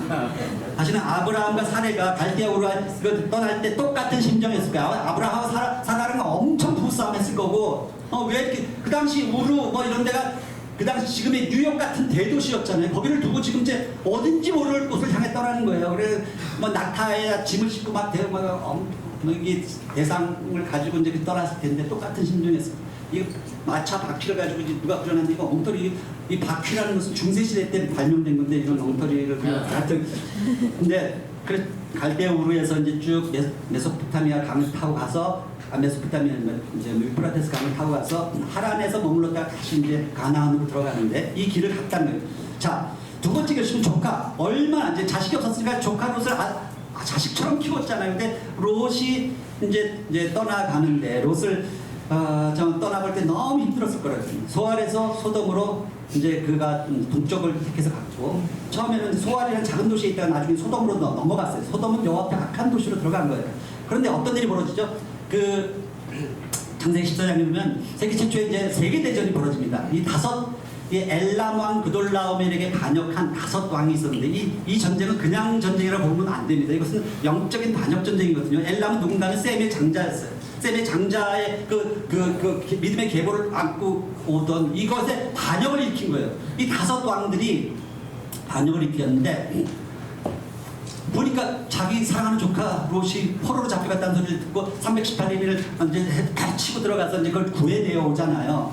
근데 구해내서 이제 막 의기양양해서 돌아오고 있는데, 이 소돔 왕 베라라는 아주 악한 왕이 완전히 이제 전쟁에서 져가지고 사람들도 다 잃어버리고 재물도 다 뺏겼는데, 어디서 갑자기 나타난 아브라함이라는 사람이 자기 걸 다 찾아가지고 돌아오겠다는 거, 너무 이제 기뻐가지고 막 이제 달려오고 있는데, 그때 대제사장 멜기세덱이 딱 중간에 치고 들어오는 거예요.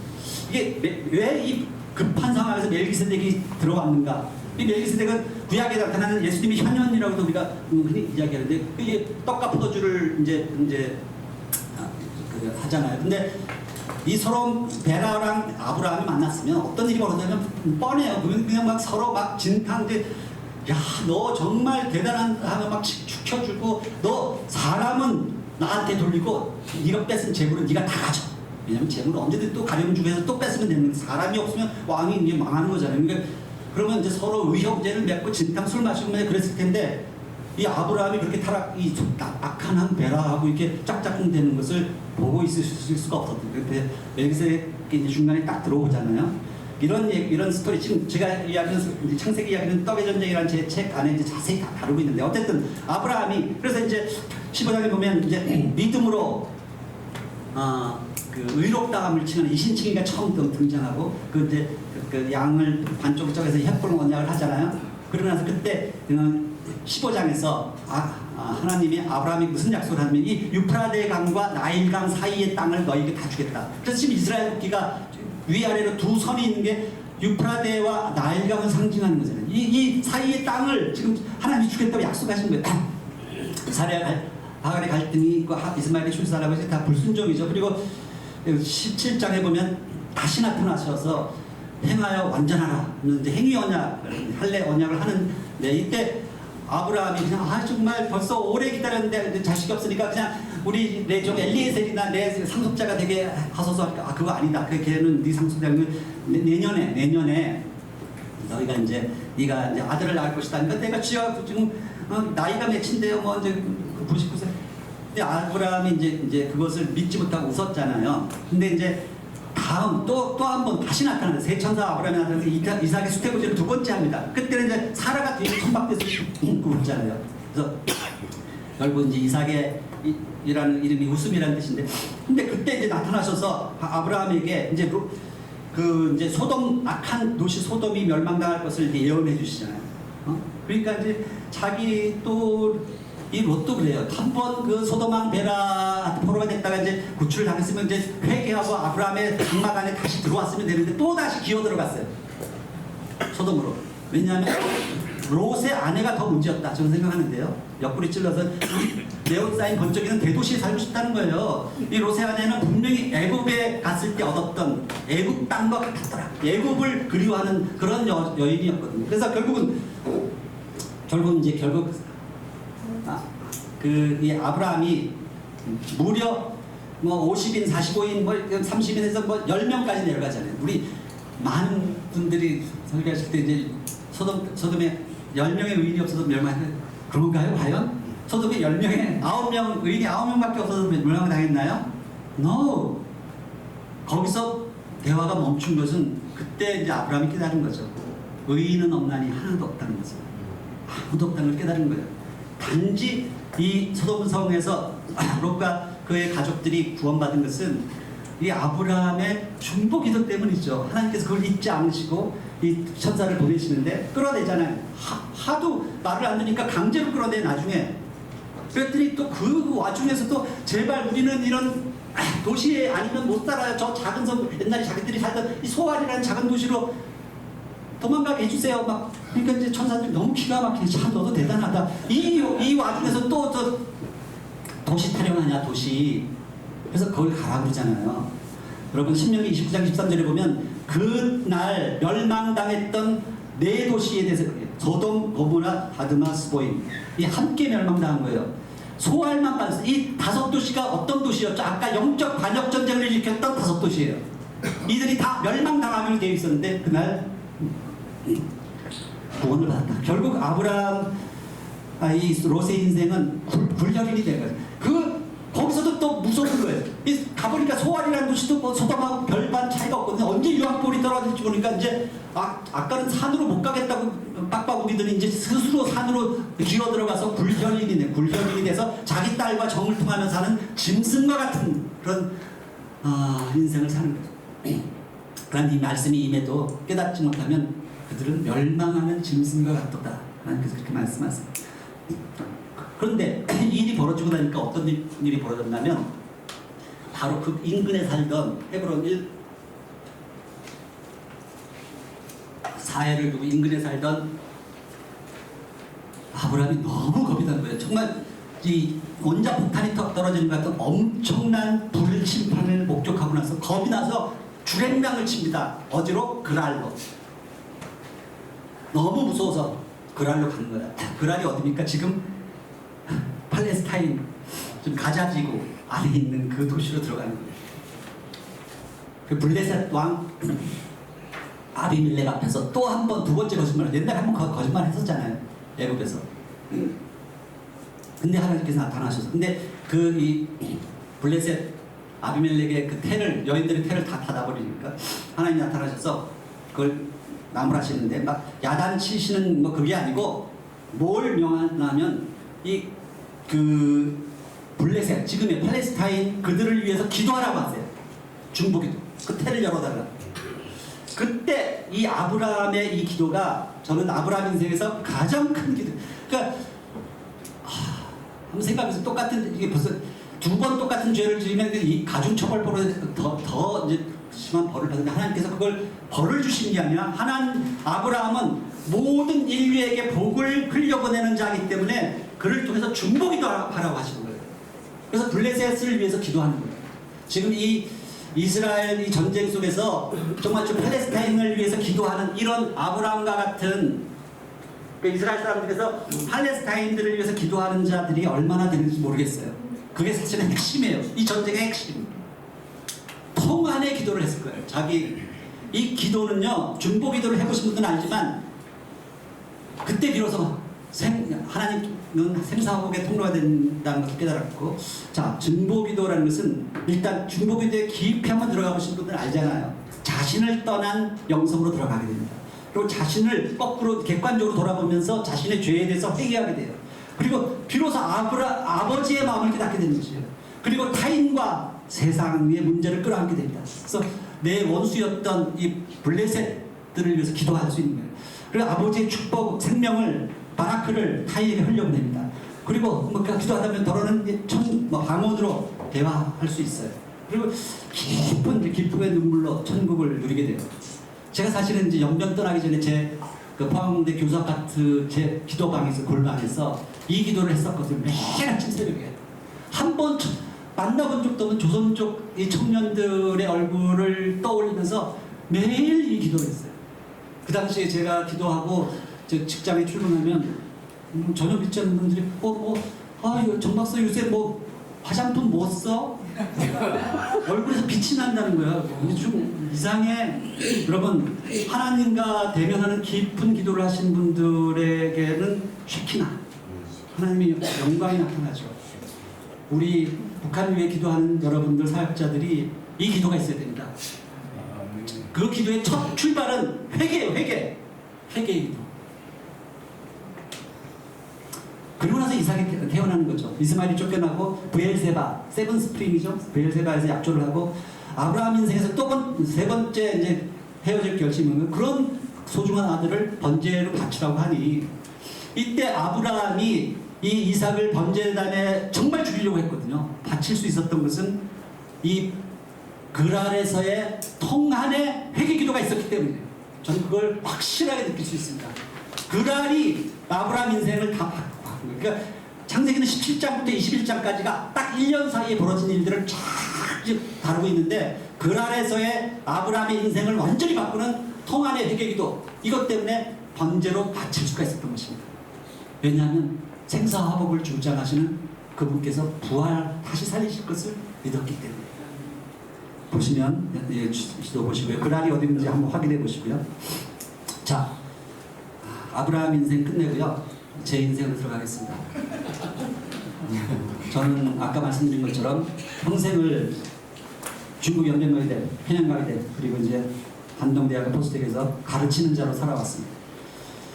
모범생이었죠. 정말 술, 담배 고등학교 때까지 정말 희귀종처럼 공부만 했으니까요. 근데 들어가니까 막 선배들이 막 심사위원회에서 술을 부어주는데 한 7, 80명 모아가지고 막 그때 그 당시 서울공대가 엄청 인기였거든요. 저희 들어갈 땐 서울의대보다도 더 높았어요. 근데 다 쓰러지고 저 혼자 남더라고요. 그래서 제가 내가 술이 센 사람인가 그때 처음 깨달았고요. 어마어마하게 맞았어요.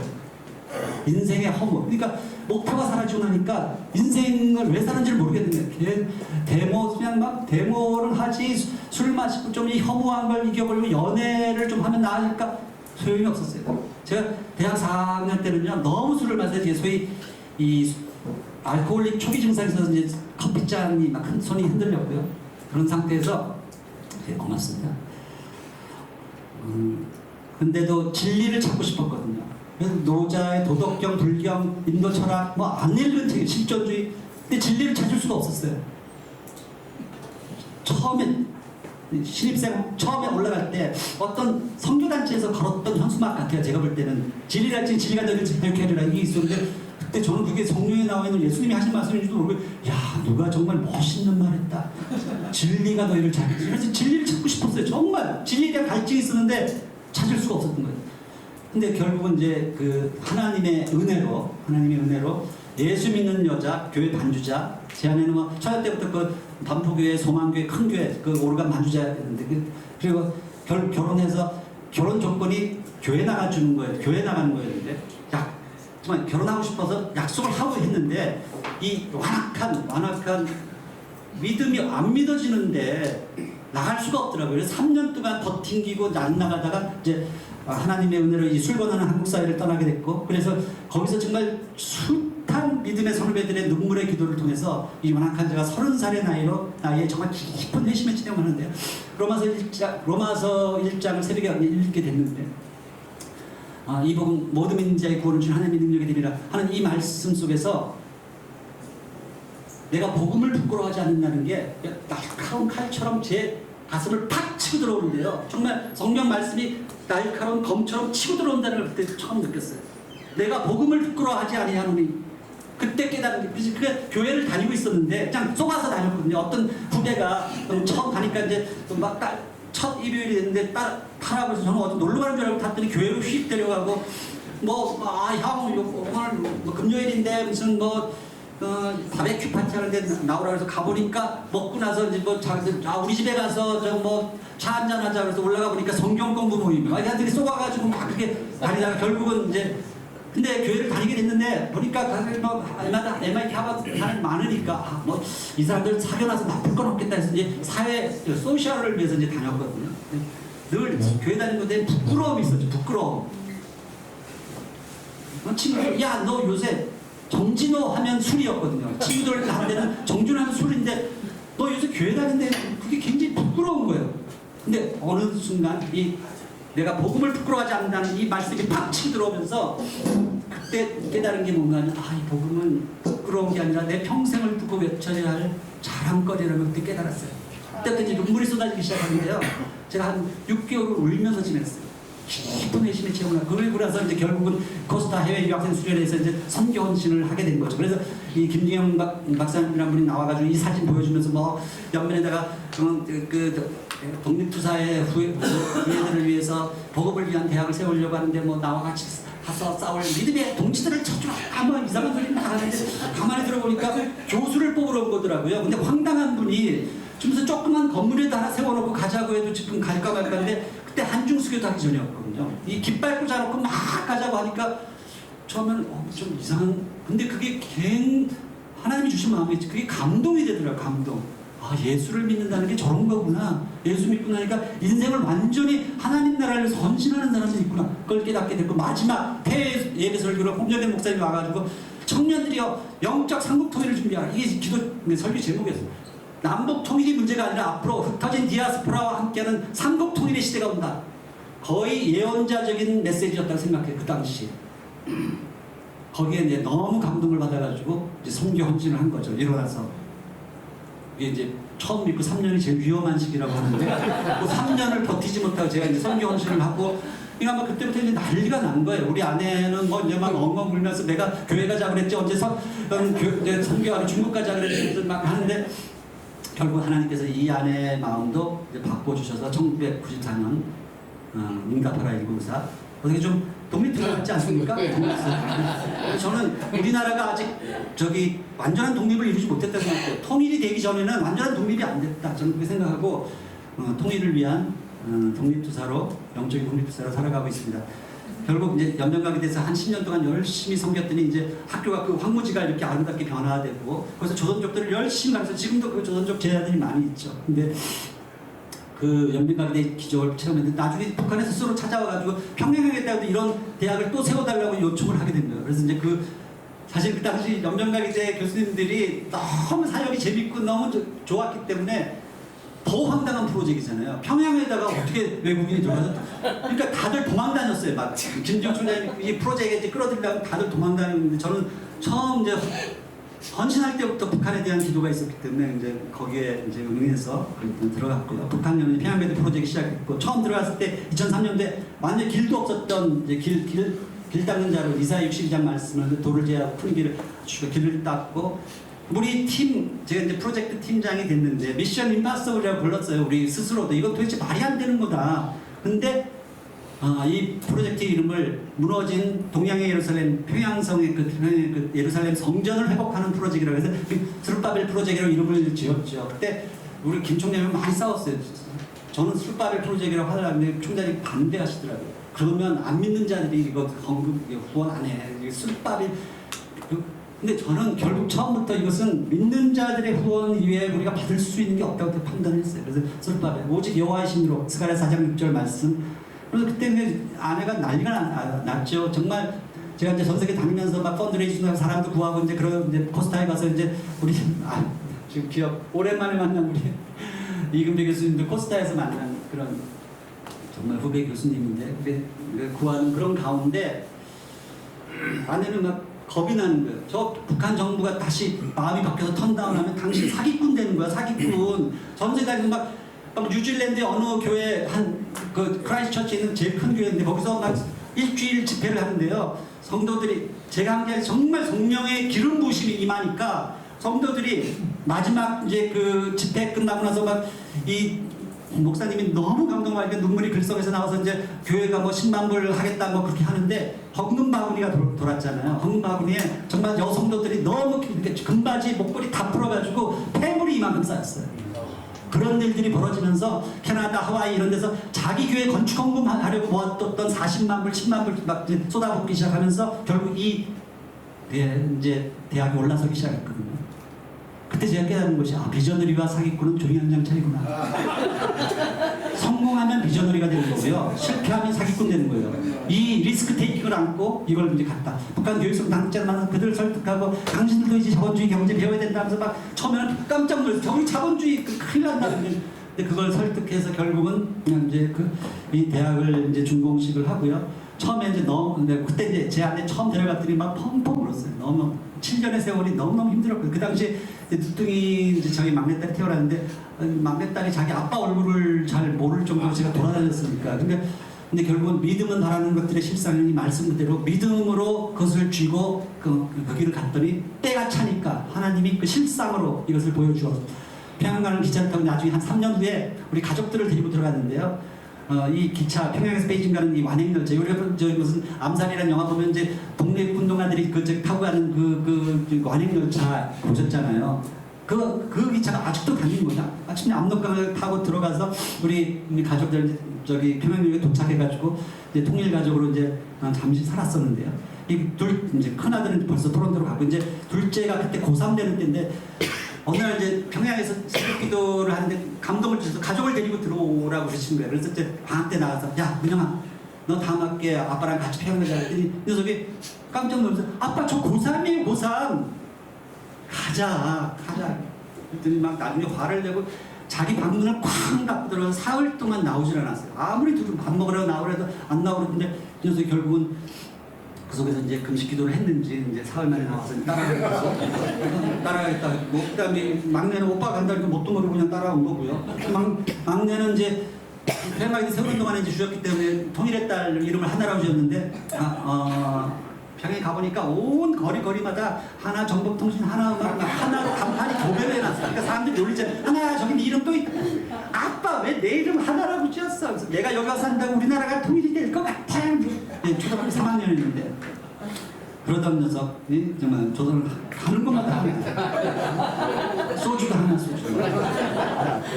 이 녀석은 이제 평양 외국인 학교를 이제 다녔고요. 그리고 둘째는 평양과대 교실에서 함께 당시 처음에 얘가 나타나니까 북한에 깜짝 놀라서 소위 그들이 배웠더니 남조선 괴뢰 아이가 나타난 거잖아요. 그러니까 놀래가지고 그러더니 이건 엄청난 사건이었죠. 분단 역사 70년 만에 남북한의 아이들이 우리 다 한국 패스포트 갖고 들어갔거든요. 근데 남북한 아이들이 처음으로 한 교실에서 배운 사건이었고요. 근데 저는 정말 이 날이 오기를 지금도 고대하는데 제가 제일 좋아하는 사진이에요. 북한의 이 우리 둘째가 어깨동무. 북한 애들은 얼마나 지금도 순수한지 어깨동무하고 다니고요. 남학생들도 손잡고 다녀요.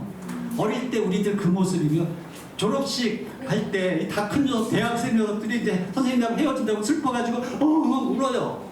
이런 애들이 어디 있어요 세상에. 우리 한국에 그런 애를 찾을 수 있어요? 없다고요. 그냥 애들은 그러니까 20대들은 붙여놓으니까 그대로 친구가 되는가 막 축구 농구하고 꼭 샤워장에 빨리 가고 샤워하고 지금도 서로 그리워하는 거예요. 우리 이 둘째가 이제 결국 토론토 대학으로 평양에서 이제 토론토 대학에 이제 어플라이를 해가지고 갔는데 가고 나니까 이제 애들이 제가 이제 폐암각에 식당에서 이제 식판 들고 딱 앉으면 애들이 쭈루루 달려왔어. 교수님, 우리 문영이 언제 다시 와요? 보고 싶어서. 우리 우리 둘째도 똑같아요. 예, 그때 사귄 그 친구들을 만나고 싶어서. 기다리는 동안 얼마나 열심히 공부하는지. 서울대에서 특강하고 나니까 어떤 교수님이 쭈루 달려오시더니 다른 사진 필요 없고 이 사진 하나만 달라고. 애들 정신 차리게 해야 된다고.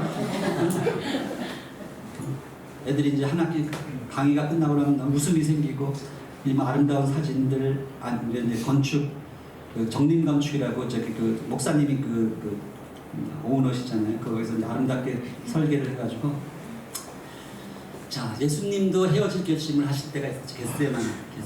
예수님의 헤어질 결심. 제자들과 그리고 아버지와 영원히 이제 헤어지는 그 결심을 하는 거예요.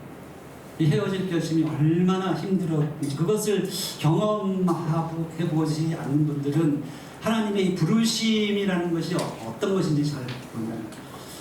십자가는 제가 뭐 건너뛰어서 시간이 없어서 십자가의 이중성이라고 해요. 십자가는 왜 십자가인가 하면 그 안에 구원론과 교회론이 다 있다. 그래서 다 이루었다고 하시는 거예요. 물론 나의 죄를 위해 대신 죽으시고 부활하신 것 구원론의 문제 우리 다 알고 이건 너무 잘 가르쳐요. 한국교회가 이거는 너무너무 잘 가르쳐요. 그런데 요한복음 11장에 보면 대제사장 가야바가 이제 예수를 잡아 죽이기로 결단하고 막 지금 죽은 나사로를 살리니까 막 그 안에서도 의견이 분분하잖아요. 뭐 니고데모 같은 사람은 혹시 이 사람이 진짜 우리가 기다리던 메시아인 줄 어떻게 알겠느냐 하면서 막 갑론을박이 일어나니까 대제사장이 딱 그걸 정리하죠. 참 너희가 한심하구나, 어리석구나. 이 사람이 메시아든 아니든 그게 무슨 상관이야. 잘못하다가는 밀란이 일어나서 이 로마 제국이 우리 민족을 다 멸절시킬 텐데 이 한 사람이 죽어서 우리 민족이 살게 하는 것이 그것이 너희에게 유익한 줄을 알지 못하느냐. 그러니까 지금의 종교 지도자도 마찬가지예요. 똑같아요. 하나도 변한 거 없어요. 그들이 그토록 기다리는 메시아가 오셨는데 그분이 진짜 메시아인지 아닌지 거기에 대한 관심이 아니라 정치적인 유불리예요. 정치적 유불리. 이 사람이 메시아든 아니든 그게 무슨 상관이야. 그 논리를 가지고 지금 종교 지도자들이 지금 이 시기를 보내고 있다. 그때 이 사건을 두고 사도 요한 나중에 그가 이제 결국 이 가야바의 뜻처럼 이 사람을 죽이면 우리 민족이 멸망 안 당할 거라고 큰 소리 쳤는데 결국은 예수님 십자가 돌아가시고 나서 나중에 AD 70년에 티토에 의해서 완전히 멸절 당하잖아요. 예루살렘 성전 무너지고 백성. 근데 그걸 나중에 사도 요한은 반모섬에서 그때 사건을 회고하면서 이렇게 이야기합니다. 비록 가야바의 그 말이 틀린 말이었지만 그래도 대제사장이었기 때문에 하나님께서 대제사장을 통해서 주신 예언적 요소가 있었다. 그게 뭔가 하면 예수님의 죽음은 그 한 사람의 죽음으로 끝나는 것이 아니라 우리 민족만을 위함이 아니고 모든 열방에 흩어진 자들을 모아서 하나 되게 하기 위해서 그분이 돌아가셨다라고 교회론적 해석을 합니다. 십자가에 대한 이 교회론적 해석이 얼마나 중요한지 그것을 우리가 안 가르친다. 열방을 하나 되게 하기 위해서 죽으신 거예요. 그래서 십자가인 것이에요. 십자가는 그래서 구원에게만 있는 것이 아니라 평화에게 있는 것입니다. 그래서 십자가의 복음은 이 두 가지인데요. 자, 우리가 오직 성경의 그 바탕 위에 예수와 그리스도의 두 기둥이 있어야 되는데 그래야지 은혜와 진리가 함께 나타나잖아요. 이 예수, 오직 예수의 기둥은 뭡니까? 오직 은혜, 오직 믿음. 우리 너무 잘 아는 거예요. 이것은 개인 복음, 개인 구원의 기둥이죠. 아들을 낳으리니 그 이름을 예수라나. 그가 자기 백성을 죄에서 구원할 자라. 구원의 기둥이에요. 예수는 예수 그 이름으로 우리가 구원받는 거잖아요. 근데 그리스도, 오직 그리스도는 뭡니까? 여기에는 정의와 심판이 있어요. 그리스도는 기름 부으심이에요. 이 기름 부으심이 임할 때 열방을 향해서, 땅끝을 향해서 이제 선교의 복음으로 이제 뛰쳐나가는 거예요. 이것이 사회복음이고 공동체적인 복음이고 우주적 복음인 것이에요. 그래서 이 교회라는 것은 오직 예수의 기둥과 오직 그리스도의 기둥, 이게 약인과 보아스처럼 두 기둥이 있어야 되는데, 이제 오후 시간에 제가 이제 자세히 다루겠지만, 한국 교회는 일제 시대를 통과하면서 안타깝게도 이 한 기둥씩 나눠 가졌어요. 그래서 오른쪽 기둥이 빠지면 우경화되고 왼쪽 기둥이 빠지면 좌경화됩니다. 그런 상태로 지금 우리가 놓여 있다는 것이에요. 그것을 우리가 이제 다음 시간에 나누도록 하겠습니다. 예수의 제자들은, 자, 예수 십자가 그리고 자기 십자가, 이 두 가지로 요약이 되는데요. 예수 십자가는 무슨 의미입니까? 예수 십자가는 우선순위의 문제예요. 우리가 어떤 직업을 갖고 있든지 그 직업이 생명, 아까 얘기했잖아요. 우리 존재의 이유는 생명을 살리는 거예요. 그 직업을 통해서 생명이 살아나고 있다면 그것은 킹덤 비즈니스입니다. 근데 그 직업이 생명 살리는 것하고 아무 관계가 없어요. It's your business. 자, 컨비니언스 스토어, 조그만 구멍가게를 하더라도 그 매일 오는 손님을 위해서 그 손님의 그 이름을 적어놓고 새벽마다 기도를 하고, 그래서 결국 그들이 변화되어져 가는 것을 보고 그 컨비니언스 스토어에서 생명이 살아나고 있다면 It's kingdom business. 그러나 아무리 큰 로펌을 하고 해도 거기서 생명 살리는 거 하고 돈 버는 일에만 관심 있어? 그것은 It's your business. 생명 장사로 우리를 부르셨다. 자, 존재의 이유, 우리는 생명, 라이프 비즈니스를 부름받은 사람이에요. 근데 일제시대 살았던, 거의 유사한 시대를 살았던 두 천재 시인이에요. 이상문학상 최고의, 문단에서 최고의 상이에요. 근데 여러분, 제가 예수님 믿었을 때 이상을 얼마나 좋아하고 까미와 사르트를 얼마나 좋아했는지 몰라요. 근데 이상의 문학을 자꾸 읽으면 너무너무 좋잖아요. 근데 이상의 문학을 자꾸 읽다 보면 자꾸 자살 충동이 일어나요. 그때 정말 많은 그런 생각이 있어요. 자살 충동이 일어납니다. 근데 윤동주의 시를 읽어보세요. 윤동주의 시를 읽으면 죽어가던 사람을 살려요. 자, 똑같은 시인이라는 직업입니다. 한 사람은 사람을 죽이고 한 사람은 사람을 살려요. 이 차이예요. 이 차이. 자, 두 번째, 자기 십자가는 뭡니까? 값을 치른다는 코스트의 문제입니다. 코스트. 자, 빚의 원리, 제가 이제 재료공학 전문가니까 재료물리 시간에는 가르치는 그런 내용이에요. 하나님이 창조하신 모든 이 본체론적 문제죠. 이 원자 핵이 중심에 있고 전자가 주변을 돌고 있는데, 높은 에너지 레벨에서 있던 전자가 낮은 에너지 레벨에 떨어질 때 그 에너지 차이만큼 바깥으로 발산되는 것이 빛이에요. 빛. 우리가 하나님께서 우리를 빛의 자녀로 부르시고 세상의 빛이 되라고 하셨는데, 근데 왜 우리 한국 교회가 이렇게 많은데 세상의 빛이 되기는커녕 손가락질 당하고 있냐는 거예요. 빛의 원리가 그거예요. 낮아져야 됩니다. 낮아진 만큼 빛이 되는 거예요. 그게 성육신의 원리죠. 그런데 한국 교회가 더 높아지려고, 더 움켜쥐려고 세상 사람보다 더해요. 총회장 선거 한다면 온갖 금권 선거, 더 높아지려고 난리를 치잖아요. 그러니까 빛으로 드러나는 게 아니라, 이 높아지면 어떤 일이 벌어지냐면 바깥에 있는 빛을 흡수해요. 그것을 가리켜서 블랙홀이라고 해요. 블랙홀. 한국의 교회가 지금 블랙홀이 되어가고 있다는 것이에요. 이 빛의 원리, 값을 치러야 된다. 낮아진 만큼 빛이 된다. 자, 세 번째, 베다니 문둥이 시몬의 집 이야기하고 이제 마무리하려고 하는데, 이거 잘 아는 이야기죠. 마가복음 14장. 문둥이 시몬의 집에 누가 있었죠? 집주인 시몬과 많은 손님들이 왔었고, 예수님을 보려고 많은 사람들이 몰려왔어요. 그 당시에 제자들도 있었고. 근데 그때 한 여자가 나타나는 거예요. 예수님이 또 구원받은 한 여자가 눈물로 나타나는데, 잔치하고 있는데 한 여인이 향후 옥합을 깨가지고 예수님이 온몸에 보여. 어떤 이 예화는 다 사복음서에 다 나타나 있잖아요. 어떤 데서는 머리에 부었다고 했고, 어떤 데서는 발에 부었다고 했는데, 한마디로 머리끝부터 발끝까지 다 기름. 예수님이 식사하다가 기름 범벅이 되신 거예요. 머리끝부터 발끝까지 기름을 확 부어버렸어요. 그러니까 이제 난리가 났죠. 사람들이 막 분을 내서 막 그 여인을 야단치고, 이게 도대체 무슨 짓이야? 아니, 이게 얼마, 300데나리온이나 되는 이 비싼 돈을, 비싼 향유를 팔아서 가난한 자를 도와야지. 유다 같은 돈에 맑은 사람, 그 이야기부터 하는 거예요. 막 화를 내고 그러니까 예수님이 제자들을 만류하십니다. 이 여인을 그냥 두어라. 너희가 그렇게 가난한 자들을 생각하냐? 그럼 너희 소주머니에서 꺼내서 너희가 도와. 왜 남의 향을 갖고 지금 네가 지금 열불을 내니? 좀 그 이야기 합니다.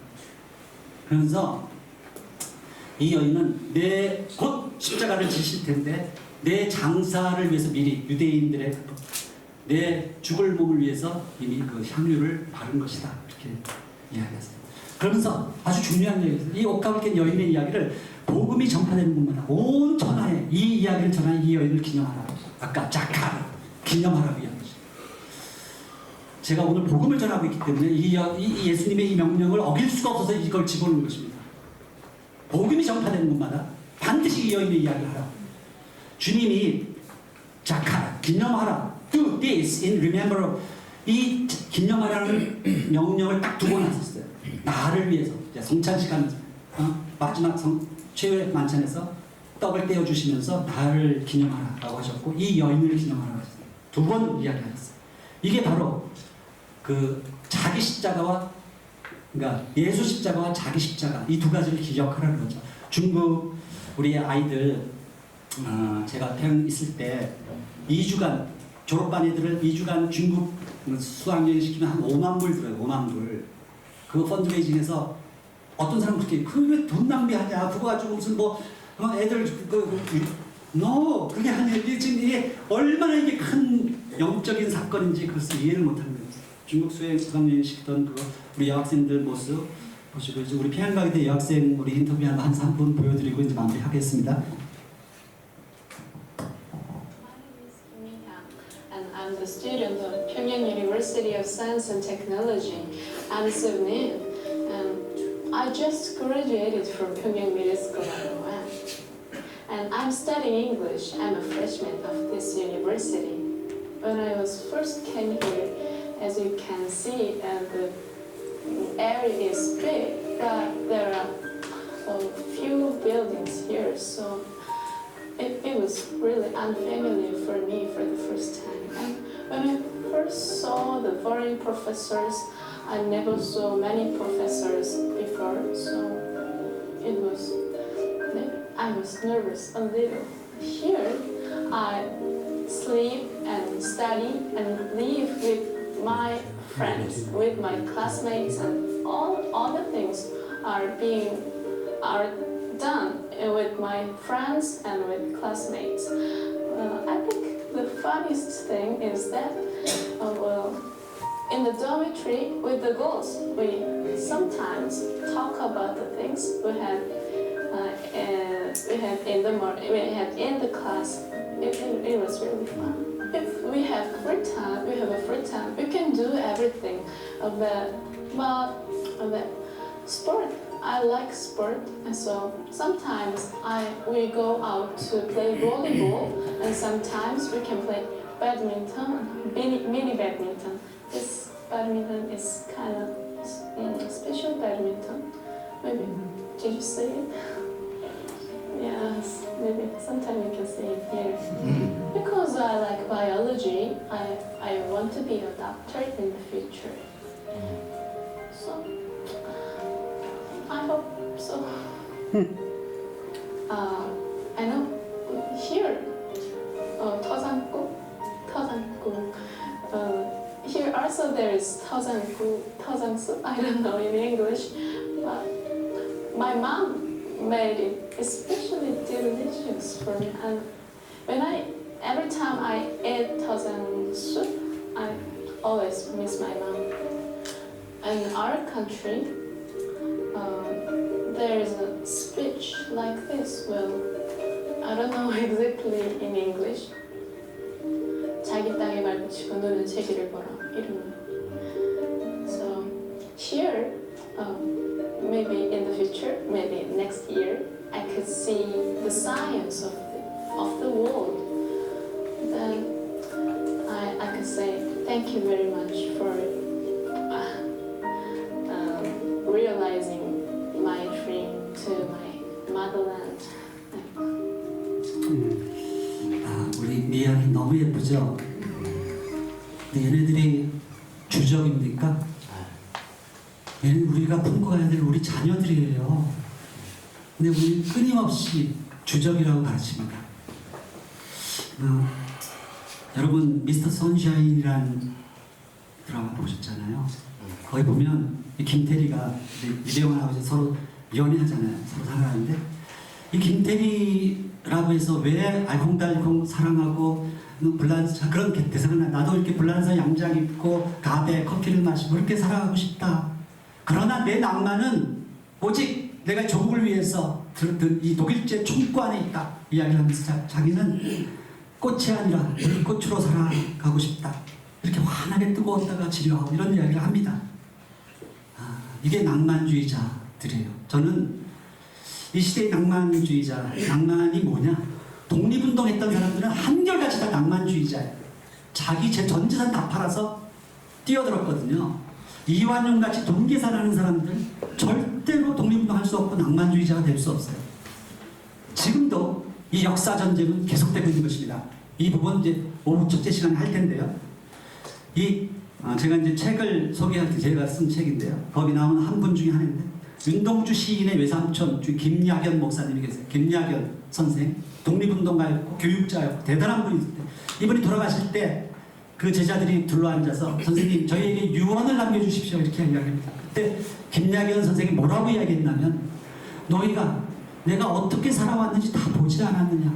근데 또 무슨 유언이 필요하단 말이냐 하시면서 나의 행동이 나의 유언이다. 이 말씀 남기고 돌아가셨어요. 저는 부족하지만 저희 사랑하는 세 자녀와 제자들에게 이 유언 남기고 죽고 싶어요. 이게 저의 소원이고요.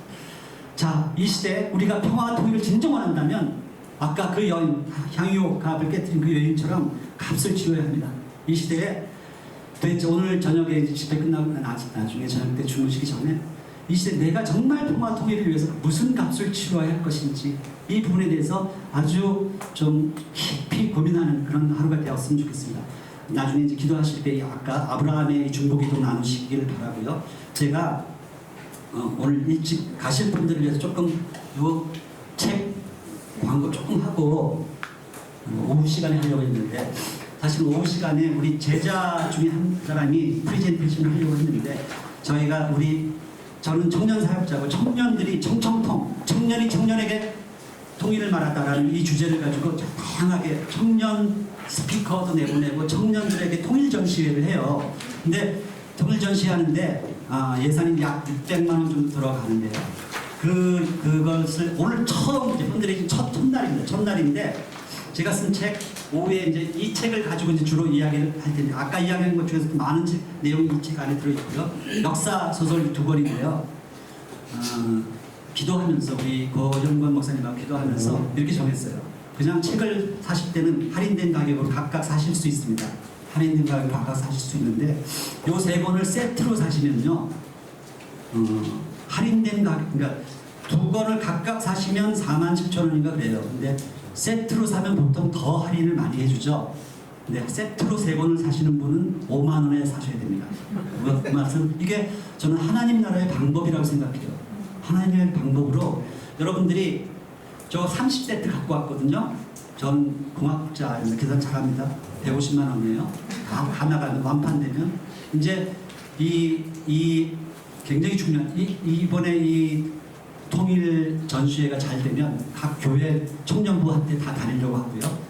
거기 나가서 청년들이 이야기하고 청년들이 통일을 말하는 그걸 하려고 하는데 그것을 위해서 여러분들이 시드머니 작은 헌신을 해주시길 바라고요. 지난번에 장신대 선교통일위원회에서 제가 집회하고 나니까 어떤 목사님은 막 너무 감동받으니까 15세트를 사가지고 가시더라고요. 근데 오늘 너무 그런 분 나타나시면 곤란하고요. 지금 너무 부족하니까. 근데 어쨌든 나는 도대체 이 소중한 책을 5만 원밖에 안 받다는 게 도저히 분해서 참을 수 없다. 나는 훨씬 더 내시겠다. 저희 전혀 그거에 대해서 화내지 않겠습니다. 화내지 않으니까 여러분들이 정말 이 소중한 프로젝트를 위해서 저를 더 진행해 주시면 감사하겠습니다.